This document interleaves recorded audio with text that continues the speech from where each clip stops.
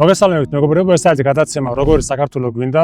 დღეს კი ვისაუბრებთ ეროვნულ ჩემპიონატზე ფეხბურთზე. ჩემი სტუმარია, ასე ვთქვათ, როგორც აღადგენ ხომაგი, ხო? ბიჭა დოღონეც, რომელიც დიდი ხანი თვალსადევნებს, ასე ვთქვათ, ეროვნულ ჩემპიონატს, ქუთაისის კლუბებს, აქ მდგომარეობას და მოგესალმებით, დიდი მადლობა, რომ დაგვთანხმდით, ასე ვთქვათ, ინტერვიუზე.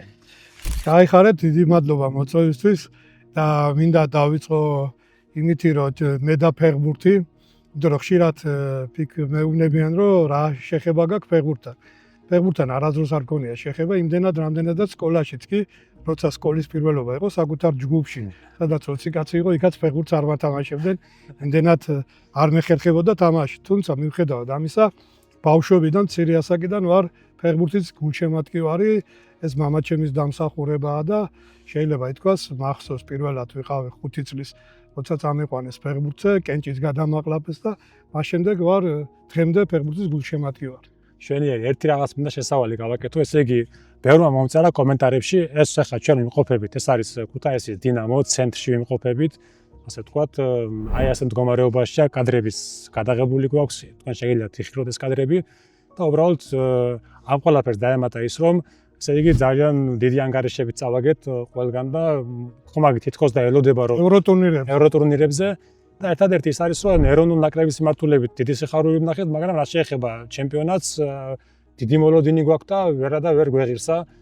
და მოდით დავიწყოთ ესე იგი პრობლემის აღწერით რა რეალობაში ვართ დღეს ჩვენ. პრობლემა საკმაოდ ბევრი არის, შეიძლება ვთქვათ, რომ ჩემი გადასახედიდან როგორც გულშემატკივრებს და რაც მე და ვაკვირდები და ვცხოვრობ ფეხბურთით, მიმუშავია კლუბშიც მენეჯერად, ბავშვთა კლუბში და ამ გამოცდილებით შეიძლება ვთქვა, რომ უფრო ვილაპარაკოთ რომ არაფერი არ კეთდება საერთოდ ფეხბურთის განვითარებისთვის, ვიდრე რა კეთდება ამაზე.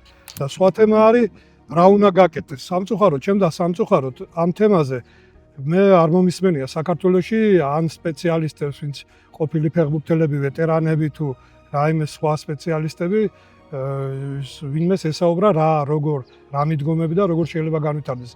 მე ჩემი შეხედულებები მაქვს იქიდან გამომდინარე, რომ რამდენადაც შეხება მქონდა გავეცანი დასავლეთში, თქვათ როგორ ვითარდება ბავშვთა ფეხბურთი, საკლუბო ფეხბურთი, სანაკრებო ფეხბურთი და მაქვს გარკვეული ინფორმაცია მიღებული, ამაზე არაერთხელ გამიჟღერებია, თუმცა მასთან ხო გეუბნებით არც ფედერაციიდან, არც ვინმესგან დღემდე არაფერი წინსვლა არ არის და შესაბამისად არ ვითარდება. ყველაზე დიდი მაგალითია ხშირად საუბრებენ დინამო თბილისი, როგორც ქვეყნის ერთ-ერთი იდენტიფიკაციის მაჩვენებელი, რაშიდაც დავეთანხმებით, თუმცა ეს იდენტიფიკაციაც გარკვეულწილად მოშლილია, რამდენადაც იურიდიული მემკვიდრე არ თბილისის დინამოს არ არის ახლანდელი თბილისის დინამო და არც ქუთაისის ტორპედოს მემკვიდრე არ არის ახლანდელი ქუთაისის ტორპედო.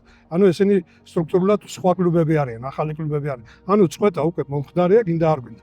მერე ჩვენ ახლა ვიყოფებით ქუთაისში დინამოს სტადიონზე. ჩემი ინფორმაციით, თუ არა ეს შეგვიძლია ნებისმიერ დროს გადავამოწმოთ, ეს არის ერთ-ერთი უძველესი კლუბი ქუთაისში. მე პირველად ახლა დღეს რო შემოვედი, აქ რაც გამიხარდა და დავინახე მინდორი, რომელიც ჩემ მახსოვრობაში აქ არასდროს არ იყო.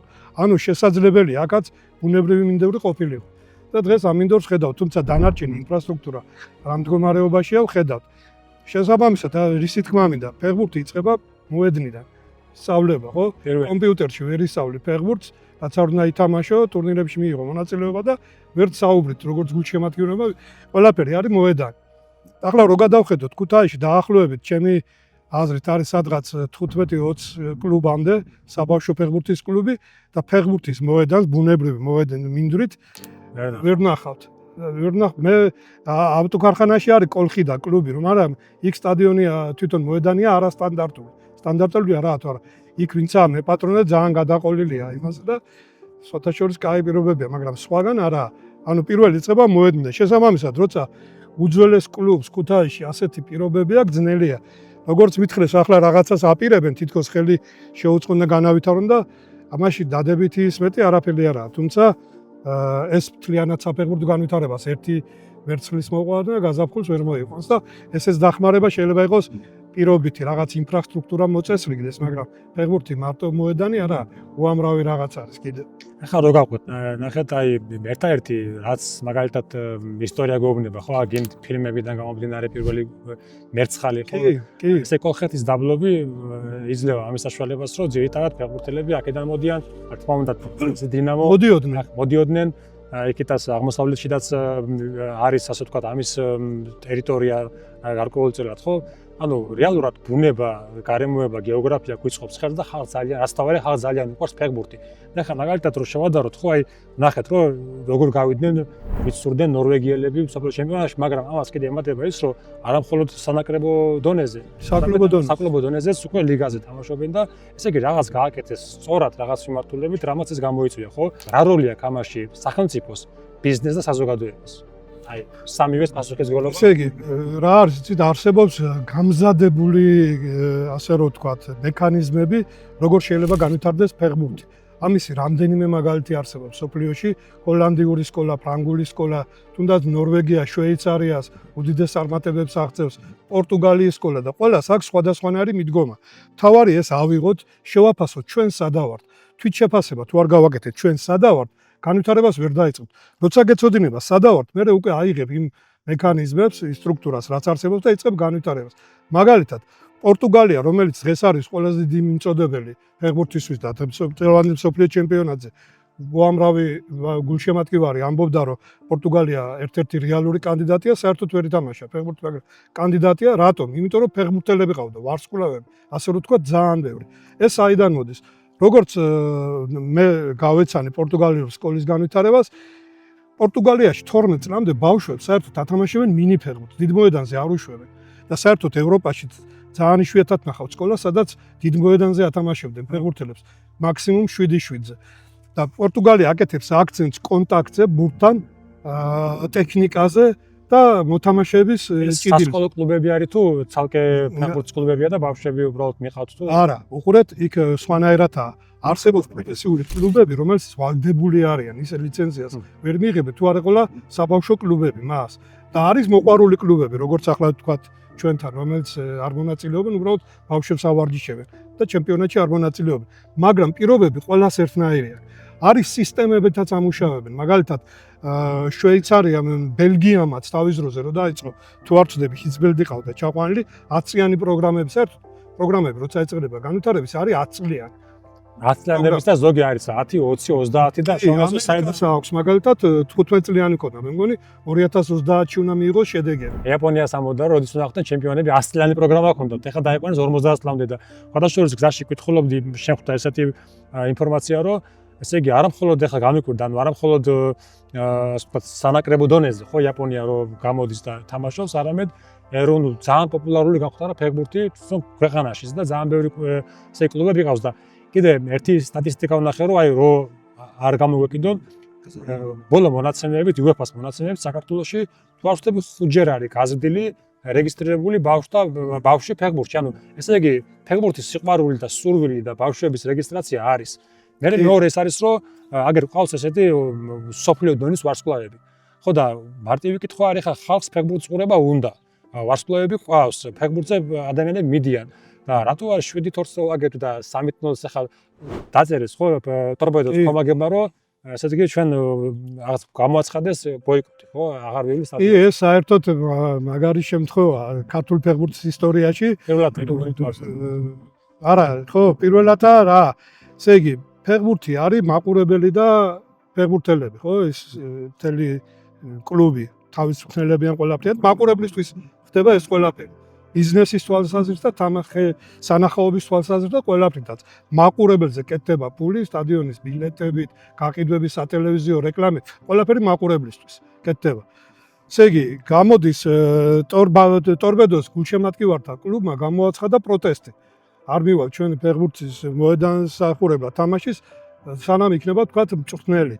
ეს ევროპაში როგორც ხო შუსტერი ევროპაში ეს არც თუ ისე იშვიათად ხდება და მაყურებლის პროტესტ ძალიან დიდი მნიშვნელობა აქვს იქ.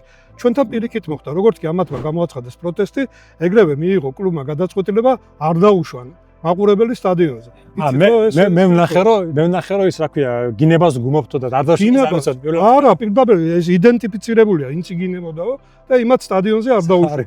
მეორე მეორე უკიდურესობა ქეძბაიამ ტორპედოს დინამოს წაგების შემდეგ ხა ქოძბაიას დიდ პატივს სცემდი სულ მაგრამ ამ ბოლო იმან რაც მოხდა ძალიან გამაკვირვა.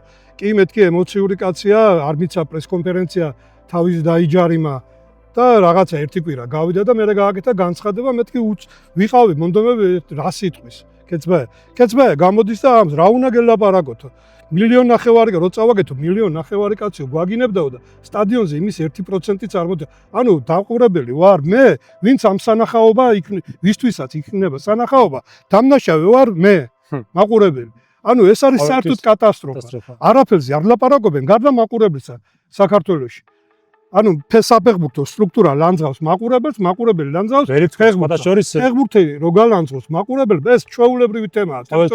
ყოველთვის სადაც სტადიონზე ბრაზილიას სანტანა რო წააგო იმაში 82 წელი მსოფლიოში ისეთი გუნდი ყავდა ორ წელი და ბრაზილიაში ვერ ჩადიოდა შიშით. სანტანა და ესკობარის დროს იმაში კოლუმბიაში გოლი რო გაიტანა, კარგი, მოკლეს ის კაცი, კაცო.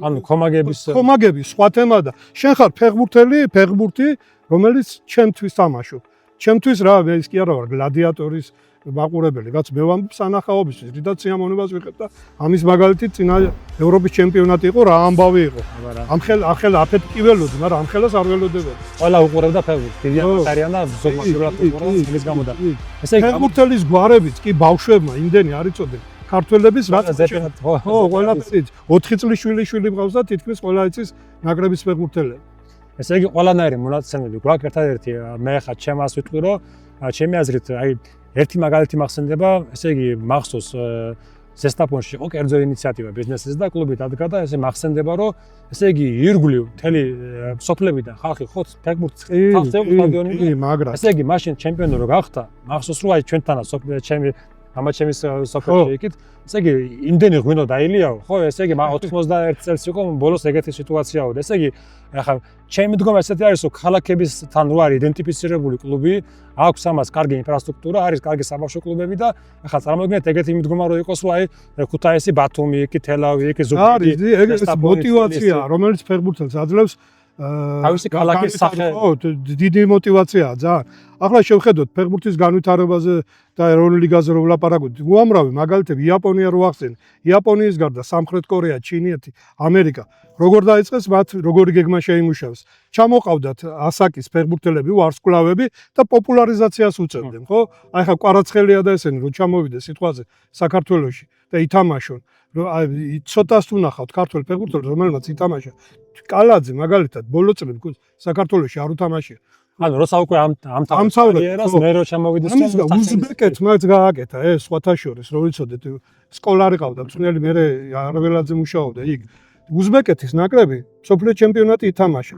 ყველა მითამაშობს ეს პოპულარიზაცია დაიწყეს ინტერესი გაუგზავნეს ჩვენ ინტერესი გვაქვს ეს არ გჭირდება აბა რაშია საერთოდ უცხოელები ჩამოყავს რომელიც არაფერს სახელდაგვარი არაფერს არ გვეუბნება ანუ ვარსკვლავები არ არიან შესაძლებლობებით რო თქვა შედეგები არა გვაქვს ესე იგი შესაძლებლობები არა აბა რა ხდება არსებობს კიდე ასეთი მოსაზრება აი მესმის ხოლმე ხშირად რომ მაგალითად ეს აღმოსავლეთ ევროპის კლუბები თქვა უჭირთ რა კონკურენცია ამ დიდ კლუბებთან და ყველა ფეხბურთელი გარბის რომ იქ მიაღწიოს წარმატებას და რთული არის აქ ინფრასტრუქტურა დაფინანსებით ყველაფერით უჭირთ თამაში და ესეთი მოსაზრებას მოვისმინე ხშირად გვესმის ხოლმე მაგალითად რო იყოს ესეთი მიდგომა რომ გაუშვათ ფედერაციებმა შექმნა რაღაცა შეიძლება არ გაერთიანდეს, მაგრამ ხო არის სომხეთი, აზერბაიჯანი, საქართველო. შეიძლება იყოს ჩვენი ფედერაციები გვაქვს, მაგრამ იყოს გაუშვათ რაღაცა დამატებით ჩემპიონატი, სამხრეთ კავკასიის ჩემპიონატი ესე და უამრავი ამის მოფიქრება შეიძლება. რაღაცა რომ რა არის, იცი ძნელი არის.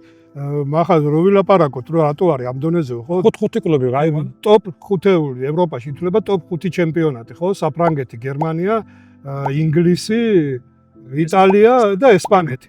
5. დანარჩენი ასე რომ ვთქვათ, საკლუბო დონეზე დიდ კონკურენციას ვერ წერს. ანუ 100 ადვილი არაა, რა თქმა უნდა, მაგრამ გააჩნია შე რა გინდა. ანუ თუნდაც ის მაგალითი აღმოსავლეთ ევროპა იქნება თუ ევროპა, რომელიც პატარა მცირერიცხოვანი ისინი არიან და ფინანსურად იმდენად ძლიერი არ არის, ნაკრებები ახერხებენ თამაშს. რის ხარჯემო უნდა გაიგოს მაგალითად. მე ერთხელ ვთქვი, რომ მე მაგალითად ახლა ხო გეუბნები თვითონ ასე ღრმად ფეხბურთთან არ მაქვს შეხება, მაგრამ ვინმე რომით ფედერაციამ რომ ითხრას ხვიჩა, აბა შენ რას ფიქრობ, როგორ დაამუშავებდი თემას, მე შემიძლია შევისწავლო ყველგან ეს ქვეყნები ჩვენ ხო გეუბნები თვით შეფასება როგორ მოხდა? ჯერ უნდა შეაფასო სად ახარ. შენ რა მდგომარეობაში ხარ და მე დააკვირდე სხვაგან როგორ იყო ან რა დონეზეა და როგორ ვითარდება. და შეიმუშავებ. ამიტომ არ მჯერა მე არც სახელმწიფო დახმარების, თუ არა არის სახელმწიფოს ყველაზე მეტი დახმარება, რაც შეუძლია სახელმწიფოს შეუძლია გაკეთოს როგორ კლუბს, რომელსაც აქვს ბიუჯეტი სიტყვაზე ვამბობ 5 მილიონი და 5 მილიონი ჩვენ პირობებში საკმაოდ ნორმალური არის, რამდენადაც მე ვიცი 5 მილიონი მე საკუთრეს გადასახადები არ გადაახტევინოს ამ 5 მილიონის ამის მექანიზმები არსებობს და ამის ის არის გამოცდილებაც არსებობს. უამრავი მიდგომა არის. თანადაფინანსების მიდგომა არის. კიდევ ერთხელ შეზღუდვები ასაკობრივი, რომ თქვა 23 წლამდე არ წავიდეს. ამ გუნდში უნდა იყოს ადგილობრივი სკოლის გაზრდილი მინიმუმ 3 ფეხბურთელი და რაღაცა. აბა ნაკრები ჩვენ ახლა ლაპარაკობთ ხშირად ამბობენ რომ აი ნაკრებში კვარაცხელია და ეხლა დააკვირდით იმ ფეხბურთელებს ვინც ახლა ვარსკვლავებად ითვლება საქართველოს ნაკრებში. მათ ყველამ საზღვარგარეთ მიიღეს იცოდნენ და გამოცდილება. ადგილობრივ დონეზე არ მიუღიათ არც ფიზიკური მომზადება, არ არსებობს ერთიანი სისტემა, წეღა რო ამბობდი, მინი ფეხბურთს ათამაშობდი. საფრანგეთში მაგალითად ათლეტიზმზე აკეთებიებენ, იმას ფეხბურთს საერთოდ არ აკეთებენ რაღაც პერიოდი. რო ათლეტიკურად იყოს და მე რეიწყებენ უკვე ჩვენთან ერთიანი სისტემა არ არსებობს. არსებობს აი კიდევ ერთხელ ჩამოვიაროთ საბავშვო ფეხბურთს და ზუსტად ერთი და იგივეს აკეთებს. სხვათა შორის მინდა დიდი მადლობა უთხრა ქუთაისში კლუბი ჩამოყალიბდა ახალი სერვალი თუ არ ვცდები ზუსტად ასე ქვია და მე ვფიქრობ რომ წარმატებულად მიუყვებიან საქმეს ისინი. პატარა ასაკობრივი ჯგუფები ყავთ, ახლა ტერიტორია შეუძენიათ მოედანს ადიდებენ და მიდგომები ისინი ამათ რაღაც დასავლურ გამოცდილებას იღებენ, რომელიც არ არსებობს. ის აწლიანზე რომ ვლაპარაკობდით ბელგიაზე და თუნდაც შვეიცარიაზე და იმაზე, იქ პირდაპირ ჩვენთანაც სხვათა შორის ის რო იყო ჩამოსული გერმანელი მწვრთნელი ერთი პერიოდი ნაკრების შვილი ინგლისი არა გერმანელი იყო 21 წლამდელების კიდევ მწვრთნელი. მათმა თქვეს რომ ესე იგი ერთი რასაც ნაკრების თამაშობდა, ყველას ერთი და იგივე სტილით ევარჯიშებინა ტაქტიკურად, მეგობრებო, რომ ბავშვი შესულიყო ნაკრებად. ასე ხდება. მაქსიმუმი 300 ევროა თუ არის გადასახადი საზღვარგარეთ, დასავლეთში, გადასახადი წელიწადში 300 евро, გადასახადი და ამ 300 ევროში შედის ჩასაცმელი, დაზღვევა და ჩვენთან სადაა დაზღვევა? ფიზიკურად ბავშვი იცი როგორ ვითარდება? გუშინვეს ჩემი მეგობარი არის, ბავშვი ყავს, ესე კარგი მონაცემები აქვს, უცხოეთში თამაშობდა, ახლა ბათუმში არიან და რა პრობლემაზე საუბრობდა, რომ ახლა მაგალითად მე რო წავიყვანო ჩემი შვილიო რაღაცა კლუბებშიო, რაც ნომად ბათუმის ის არის კლუბიო თუ სხვადასხვა კლუბები დაასახელა ცნობადი, ესე იგი რო იცოდეო ჩემო მეგობარი, ჩემო ძმაო, გადასახადი იქ რეები ხდებაო, ნახეთ ახლა რა პრობლემას ხედავ მე პირადად, რომ ესე იგი მგონია რომ შეიძლება არ აქვს შესაძლებლობა ბავშვს, ოჯახს ხო? ნაცნობები თანხებით იმით ამით რომ ეს რაღაცა მიიყვანოს. ხო შეიძლება მაგალითად ხა მაგას ვერ აკრძალავ რომ შავერს აქვს სურვილი რომ რაღაც კაი კლუბში მიიყვანოს. ვისაც ხა შესაძლებელი ოჯახია ხო? მაგრამ თუ შეიძლება რომ მოეწყოს ინფრასტრუქტურა მაგალითად სკოლებში. რომ აქ რო სწავლობდი მე გიმნაზიაში მახსოვს რომ ჩვენთან იყო შეჯიბრები სკოლებში შორის. ეხლა წარმოვიდგინეთ რომ იყოს აი სკოლებში იყოს კარგი ინფრასტრუქტურა, ბავშვები იზრდებოდნენ და სელექციონერი რომ მივა მის ინტერესებში არის რომ შეიძლება ბავშვს არ კონდეს გული რო გადაიხადოს აქ მოიყვანოს, მაგრამ მის ინტერესებში მის მოკლობამ გაიმარჯვოს. ამიტომ შეიძლება ესე აწყოს ყველაფერი, რომ ახალისება იყოს, გამარჯვების და დაჯილდოება და შენს ინტერესებში გასაგებია, ის კი არა რომ ფული გამოღებოდეში და ფული გამოღებდით მშობლებს და შენ რაღაცა იმას. მე გადასახადზე როცა ვლაპარაკობ დასავლეთში, ეს არის სამოყვარულო კლუბები, თორე პროფესიული კლუბები, რომლებიც ვალდებულები არიან, ყავდეთ საბავშვო იქ გადასახადი, თითქმის არსად არა. ამიტომ სელექცია ჩვენ რო ვლაპარაკობთ, ახლა საქართველოში არის პროფესიულ დონეზე 5-4 ლიგა არის პროფესიულზე, მე-5 ლიგა ნახევრად პროფესიულია. 10 გუნდი პირველ-მეორე ლიგაში, მე-3-4-ში 16 გუნდი. ანუ ეს არის 52 კლუბი. შენ წარმოვიდგინე რომ 52 კლუბს რო კონდეს საბავშვო სკოლა და რა ესე იგი ინფრასტრუქტურა, მწვრთნელის ხელფასი. იცი რა უნახე პოლონეთში? ერთი მთიანი სოფელი. რამდენი კლუბი შეიძლება მაგალითად ეს ტერიტორია გაკეთდეს, ხო? ერთი სკოლა, მეორე სკოლა, უნივერსიტეტი, სიტყვაზე ვიზახე რა, კერძო ფეხბურთის სკოლები, ხო? ანუ ეს რა უნდა რომ რა დიდი თანხაჭირდება, ხა დავიწყე რომ ერთია შენახვის ხარჯი, საერთო იქნება მწვრთნელთა სისტემა, 4 კაციანი მწვრთნელთა ჯგუფი, მაგრად ყოფნის თითო კლუბს, ასე რომ ვთქვათ, არც შეიძლება იყოს, მაგრამ ხარჯები. აი პოლონეთში ვიყავი ერთი მთიანი სოფელი იყო რა, ვაკე. ფეხბურთის მოედნის გაკეთების საშუალება არ იყო. და შევხედე თან ცივი ზამთარი იცის და შევხედე არის ჩოგბურთის კორტი რა და შენობა კიდევ დიდი მეთქი ეს რა არის თქვა და აი ვერ გადავწყვიტოთ რა გვექნა ბავშვებისთვის რაში დაგვეკავებიაო და ესე იგი სახელმწიფომ დააფინანსა წვრთნელს უხდის საკმაოდ მაღალ ხელფას ის იქ ცხოვრობს და ავარჯიშებს ბავშვებს რომ ბავშვები დაკავდნენ ამ სპორტის სახეობებს და შედეგები ჰქონდა იქედან. თუ ავიღებთ ახლა სიტყვაზე ვამბობთ საქართველოში 78 მუნიციპალიტეტია სადაც 700 ვთქვა თუ გინდა 700 კლუბი საბავშვო კლუბი ვთქვა ხო 700 საბავშვო კლუბი სამ წვრთნელზე რო გადაიანგარიშო 2000 წვრთნელი აი ყველაფერი დათვლადია თუ გინდა მაგრამ არის მეორე შეიძლება საერთოდ არ გვინდა იქნებ თავს ვიტყულებ და ფაქტია რომ ამდენი წელი თავს ვიტყულებ მიაღწევს იმის ხარჯზე კვარაცხელია დავითაშვილი კიტეიშვილი ამგერის ხარჯზე მიაღწევს და გავგიჟდით და ახლა რა მოყვება ამას ახლა მაგი კიდო ცალკე თემაა ის ჩვენ როცა გავედით ევროპაზე სხვა ყველაზე დაბალ ლიგაში ვიყავით და ადვილად მოვიგეთ ის თამაშები და მას შემდეგ აგერ ერთი ევროპა გამოვტოვეთ მსოფლიო გამოვტოვეთ აგერ სექტემბერში მოდის მოთხოვნები გავიმართ მე მაგი მინდა მაგრამ მოთხოვნები გაიზარდნა და შედე მასე ადვილი არა უკვე ბეჯგუფში ვარ სერიოზულ გუნდებთან გვიწევს თამაშდა იმას უკვე ვერ იმაშვები ვეღარ კაჩავ ეგ ახლა მწვრთნელის ბრალია ფეხბურთელების მოტივაციის ბრალია არა გამორჩა ესენი ახალგაზრდები არის კიდე დამატებითი ფაქტორი რაც აი დაუშვათ შეიძლება არ იყოს სპორტის სამინისტრო ჯანმრთელობის ხوار ჯანმრთელობის დასვა და ხედავთ რომ ნახეთ ახლა ესე იგი ჯანსაღი ცხოვრების წესი ანუ რატო არის სახელმწიფოს ინტერესში რომ სკოლებში თუნდაც ტრენერი რაღაცა დააკეთოს მე ყველა ბავშვი ვინც სპორტშია დაზღვევა სახელმწიფო რო იყო დაზღვევას გაუკეთებდა ყველა ბავშვს რამდენიც არ უნდა იყოს რამდენ სახეობაშიც არ უნდა იყოს ყველაზე მნიშვნელოვანია ხალხო ფიზიკურად სწორად აღზრდა. ყველაც არის სკოლებში პრობლემა არა აქვს. ფიზიკურად აღზრდა ბავშვი არის მოზარდი, სხვა და უამრავი პრობლემები არის.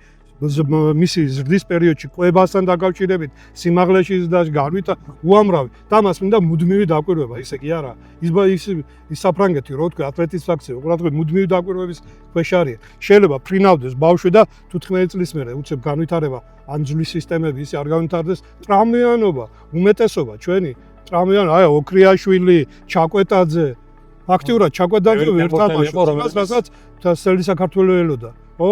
მაგარი ბიჭი იყო, მაგრამ იმ ტრამვებმა გააწამა. და 100-იანი 28 წლის ასაკში გაანება თავი. ხა იქ სხვა იგი იყო ტრამვა, მაგრამ სიტყვაზე ვამბობ, ეს რამდენჯერმე მაქვს ნათქვამი და კიდო გავიმეორებ. თბილისის დინამოში 80-იან წლებში ჩამოიყვანეს გერმან ზონინი, მწვრთნელად ეს კაცი იყო პეტერბურგში, ლენინგრადში ფიზკულტურის უნივერსიტეტის კათედრის გამგე. უფრო მეცნიერულ დონეზეც მისდევდა, ჩამოიყვანეს მწვრთნელად. და როცა იწყებდა გუნდის შეკრებას, ხო გასინჯვები იყო რა. იმპერია არველაძეების პერიოდია რა, ეს მაგასაკის. მახსოვს, მაშინ დაიწერა, რომ თამაშობდა ბიჭი, რომელიც იყო 16 წლის, გონია კარგად თუ მახსოვს, დემეტრაშვილი იყო გვარად, რომელიც იყო ვარსკვლავი, დაფრინავდა რა, ჩვენ რო ვიტყვით ასე. და როცა მან ნახა გასინჯვაზე ეს ფეხბურთელი, თქვა რომ ეს ფეხბურთს ვერ ითამაშებს. იმიტომ რომ გადამწვარეო, ფიზიკურად არასწორად აღზრდის გამო. წარმოგიდგენია ამდენი ფეხბურთელი იკარგება საქართველოში?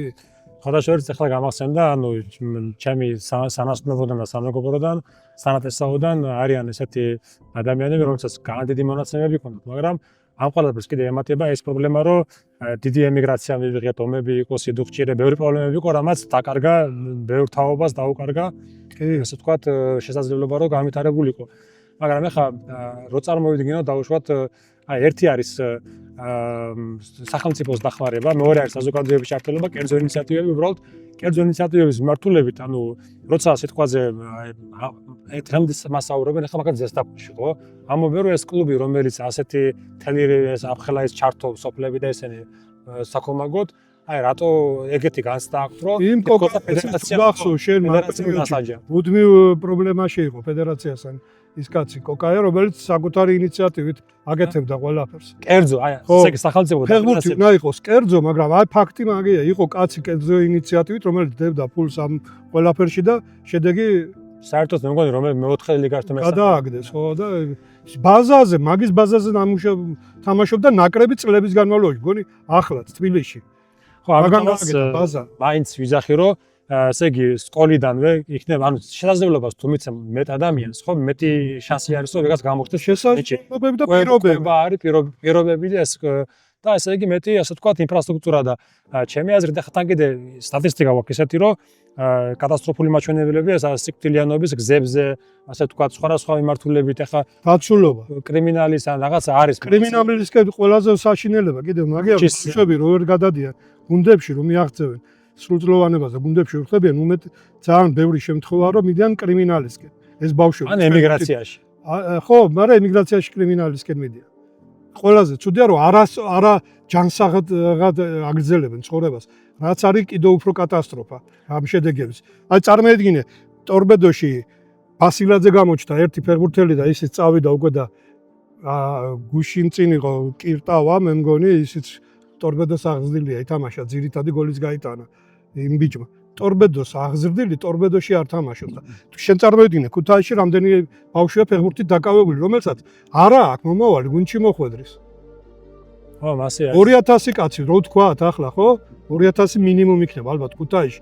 2000 და ასაკობრივით ალბათ წარმოვიდგინოთ 200 კაცი, თუნდაც ანუ 300 კაცი გამოდის ამზაფხულში გამოვიდა 18 წლის ასაკს გადაშორდა და უკვე კლუბში სადღაც უნდა ემასქნეს და შანსი არ აქვს, ახლა მეოთხე ლიგებში გამიდიან რაღაცა იქ, მაგრამ იქ საერთოდ კატასტროფაა, ანაზღაურება რამე. კიდე ერთი ის ამაქვს საკითხი ახლა რაც თვალში ხდება ხოლმე რომ ვაკვირდებით, ანუ ძირითადად ხშირად არის ხოლმე რომ დასავლეთიდან ბევრი ფეხბურთელი თამაშობს სამეგრელოს რეგიონიდან და ახლა სამეგრელო მაგრად. ვიდრე სკოლა აქვს, სამეგრელო სკოლები აქვს. ორი სკოლა ვიცი კარგი. ჩალენჯი ხაშია თუ არ ვწდები თუ რაღაც ჩალენჯი ხამ ახლა გააკეთა და მანამდე ბაია იყო, ყოფილი ფედერაციის პრეზიდენტმა გააკეთა, რა გვარი იყო ის კაცი, სამეგრელოდან იყო, ბაია სკოლა. და მაშინ ბევრი ერთი ის არის კიდე გულისტკივილი რომ ესე იგი დაანონსა გურიამ დაიწყო ახლა რაღაცა სტადიონი ხო დაანონსეს იქ ახალი უნდა ვაშონ თბილისში და მე ვიზახთი რომ ესე იგი არის თბილისში დიდი სტადიონი დინამო კიდე ახალი მესხიც არის ბათუმში აშენეს კარგი და ხო ქუთაისში ერთი ან სამეგრელოში ან ქუთაისში სამ სტადიონს აშენებენ იმნაირ ადგილზე სადაც იმის აშენება არ შეიძლება აეროპორტის ტერიტორიაზეა და რატო ეხლა გონი რომ გადაიფიქრეს დინამო და გაზარდონო მაგრამ ერთი სამეგრელო იმერეთში რაღაცა ხო შეიძლება ეროვნული ნაკრები რომ ჩვენ აი ხუთი თამაშიდან ერთი რო ჩაატარო აქ ეს სიტყვაზე ხო ხა კაი ბათუმი გავათამაშენ ერთი იმაზე და კი გევიდა ის მსოფლიო ჩემპიონატზე სოფლიოზე რო იყო წელს კაბოვერდეს ხო ან ალჟირი ან ვიღაცა რა იყო ერთი ესპანეთი ჩვენც ვნახოთ ქუთაისში რატო არ ეკუთვნის ფეხბურთის აკადემია რომელიც რუსთავში 3 გაკეთდა მე მგონი ქუთაისში 1 გაკეთდა მოუნდენ იმას რამდენი წელი მე როგორ ეფუნქციონირა იმის გარკვევას კიდო რამდენიმე წელი და ახლა ძლივს დაიწყო ფუნქცია ერთადერთი 14 და 16 წლამდე ასაკის ასეთებიც არის ევროპაში არის სპეციალური სკოლები სადაც გადაყავთ მე კლუბებს უბრუნებენ არის კვირაში ერთხელ დამატებით გამორჩეულ ფეხბურთელებს განსაკუთრებული მწვრთნელები ავარჯიშებენ ასეთებიც არის ესე მეორე მხრივ ხა დღეს ვფიქრობდი ერთ რაღაცაზე ჩვენს ქალაქიდან გამომდინარე ამ ასეთ პატარა ერს ო გარდა ინდივიდუალური სპორტისა ყავდეს ასე ვთქვათ კარგი სკოლები რომელიც ანუ რაგბიში, კალათბურთში სიტყვაზე რა და ფეხბურთში ასე უყვარდეს სამი გუნდური სპორტი ახლა თანაშენებს რო არ ვახსენო რო არ გამომჩეს ანუ ზირთად ვიცი რომ ჩვენს ქვეყანაში ძალიან უყვართ ხალხს რაგბი, კალათბურთი ქვეყანაში ხო და იყო ქუთაისლები ამ ძიუდოში ქუთაისელი არ აკავს ნაკრებში რამდენი წელია ფეხბურთში რამდენი წელია ნაკრებში ფეხბურთელი არ აკავს კალათბურთში ქუთაისელი სივზივაძე რომელსაც კიდო ორჯერ ათამაშეს ამხანაგურში სულ და რომელმაც გადამწყვეტი როლი ითამაშა ევროპაზე გასვლაზე. მე კალათბურთში არავინ ქუთაისელი არაა, რაგბიში ნაკრებში ბეტნაკლებად, იმიტომ რომ სკოლა გაკეთა, ორი სკოლაა სხვათა შორის რაგბის საკმაოდ კარგი. ჩამოვიაროთ ბავშვთა ფეხბურთი ერთი მანახეთსა და აბანოები. ბავშვებმა რო წყალი საშხაპეები. კი გასახდელებიც არ აქვს. ახლა ეს რომ ნახეთ, აი დამწვარი დანგრეული შენობა არის, მაგრამ მაგ ხრივაც იმის თქმა რომ ანუ თელი ქუთაისი ზამთარში აქ თამაშობდა ტურნირს ამ შენობაში. აქ ერთადერთი იყო საკმაოდ ზომის, სადაც ტურნირები ტარდებოდა. ახლა იქ მტერი შევიდა. ერთადერთი ხო ისტორიული ადგილზე ვარ და რომელიც ასე რა გახდა, რა პრობლემაა. მართლა საპრობლემაა და ხალხში მაგალითად დიდი მოთხოვნა. თუ არ გეუნები რომ არიქა 2000 იგი გააკეთე მოედანი, ვიჯი, მაგრამ ქუთაისი იმსახურებს იმას რომ მე რამდენადაც მახსოვს კიდო საბჭოთა კავშირის ჩემპიონატზე ქუთაისის გუნდი გავიდა და მე ჩაანაცვლეს დინამოთი. თუ პირველად ქუთაისის გუნდი გავიდა და თუ არ ვწდები აქ თამაშობდა ის გუნდები. ასე თუ ისე რო არ ჩაგვიტანონ ახლა ძალიან მიკერძებულად, ანუ ჩვენ უბრალოდ აღწერთ იმას, რომ ყველაფერი არის ცენტრში, მნიშვნელობა არ აქვს. ხო, ანუ თიქ და იქაც კიდე ახალი სტადიონი შენდება.